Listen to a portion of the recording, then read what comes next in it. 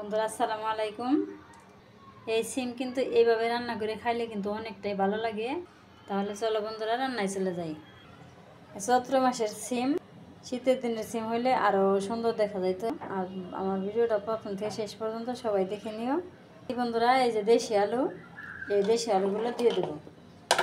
এই সিম দিয়ে আর এই দেশি আলু দিয়ে নিরামিষ সবজি রান্না করলে দারুণ লাগে বন্ধুরা। তাহলে আমি এর মধ্যে সব মশলাগুলো দিয়ে দিই।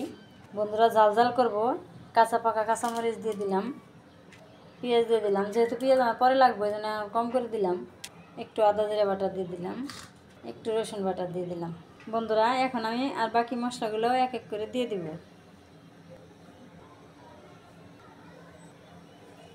এখন আমি ভালো করে মাখাবো। এই যে বন্ধুরা এইভাবে আমি মাখিয়ে নিলাম। এখন অল্প একটু তেল দিয়ে দিলাম, যেহেতু আমার পরে তেল লাগবো একটু দিয়ে। বন্ধুরা এখন আমি সিমগুলো দিয়ে দিলাম।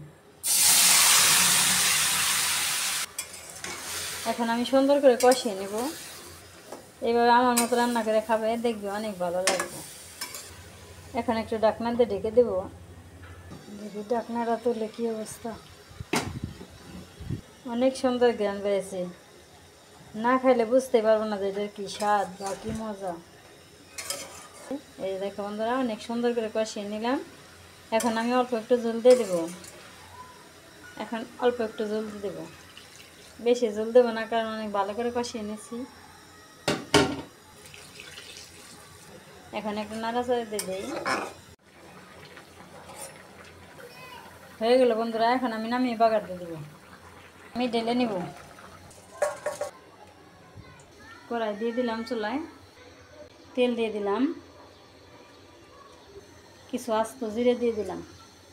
আর এই বন্ধুরা একটা শুকনো মরিচ ছিঁড়ে দিয়ে দেব। এই যে শুকনো মরিচটা ছিঁড়ে দিয়ে দিলাম।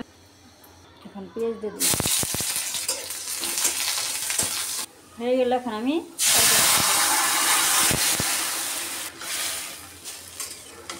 বন্ধুরা যে আমার খুব সহজে আমার এই যে নিরামিষ সবজি রান্না হয়ে গেল।